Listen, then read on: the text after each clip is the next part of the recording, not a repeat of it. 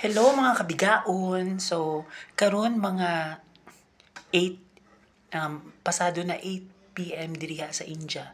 So, mag-vlog lang ko kay na-excite magud ko sa ako ang experience diri.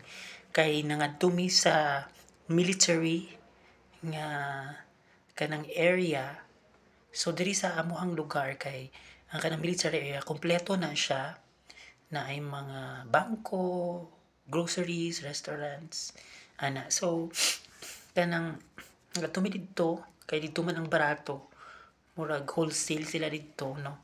So ang na-excite jud ko madam, first of all kay imagine madam ang ilahang grapes yan kadaghan 1 kilo is only 120 rupees. So ang kwarta sa kanang for every 100 kuan man good rupees mga ano na siya 67 to 70 pesos lang. So kani siya imagine ha, this is 120 rupees ang 1 kilo sa green na grape. So around 80 pesos lang siya per kilo. Di ko katuo as in oh hindi siya quality. O di ba pa nagsara mga puding green sa ato So magkano ka hindi sa Philippines? Ne. Then nagpalit na ng pugkog kiwi na fruit. So, 200 rupees, no? So, mga around 133 man siguro, no? To 140 pesos, no? Pero kani siya, di pa man siya hinog. So, pahinugon pa ni nako. So, pwede pa nan. Huwag gani ko kabalo kung kanus ani siya mahinog. Kung muhumok siguro. Murag kuan.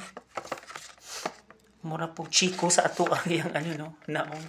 Kasi murag chiko po di siguro ni mahinog. Ambot ni basta kay mapanimahuan naman siguro ni basta di man daw nahinog karon no. So para makatilaw po ta di po ta mag kuan ba kanang mag ano kanang magmanol kumbaga sa Ilonggo og kanang kiwi o kani ang ilang mani kani actually roasted na ni siya nga peanut no. So, lami ra ba siya ang roasted? Pinakalamig dyan sa peanut actually. So, pinaka-healthy ang roasted. So, kung sa Philippines, ginapanitan sa before i-roast, dili sa ila, traditional pa nga pamaagi, no, gina-roast na siya daan. Kay numdum gani ko sa amuha sa nag-gross, kay gina-roast ni siya nga, wala pa natanggal ang iyang panit, no, iyang alukaba, with sand. No, with sand kanang balas bang na hinlo nga balas padali siya maluto pero ambot kasi maagi nila diri but kani siya no kanang hindi ko siyang quality then dagko ang iyang pods no dayon kanang lami siya kay natilawan man amo dito then 50 rupees ang iyang price so it's like 33 pesos ang kanyang kadako. So, kamo na mag-judge kung mahal ba siya o barato.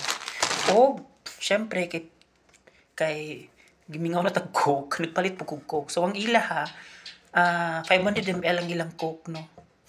Kani siya. 500 ml.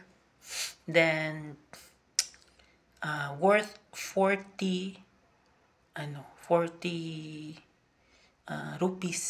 So, 40 times 3/4 mauna siya ang or 3/4 sa 40 mauna siya ang equivalent sa pesos kamo na lang compute no. So nga na siya. So far diri jud ko sa grades lipay jud ko kaayo mga members. Oh my god. So naa pa day laing mga fruits dito nga nakita na ko nga bag-o sa ako ang mga pananaw like pomegranate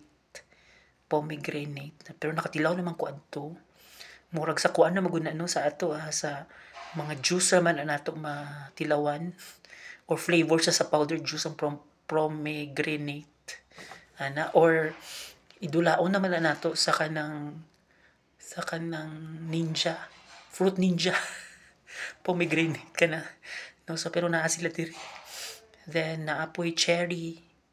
Diba kay ang cherry is tinuod yung cherry na baligya nila. O barato raman po murag 40 rupees ra ang isa ka murag half ani murag or 1/4 ani ka kadako nga packaging. So di ba kay ang cherry kay ginabutang naman nato sa Black Forest cake kung sa ilat na adyo diri. Then syempre naapoy mga kanang saging nila is mas mahal kaysa sa ato. No, di ba kay tag 20 pesos ra man ang sipi sa atong saging. Sa ila kay basta kay mahal murag 3 times. Unya ang papaya nila kay mahal pod niya sa ato kay kung ano man na oy kanang pangayuon naman na or kanang manguha ra man ta sa atong tinanuman o tinanuman sa atuhang sa opisina or sa atuhang neighbors kay usahay kay mga lata ra man na. Okay ka na ra guys no? Mao ra ni diri na nag-end akong vlog. Bye-bye.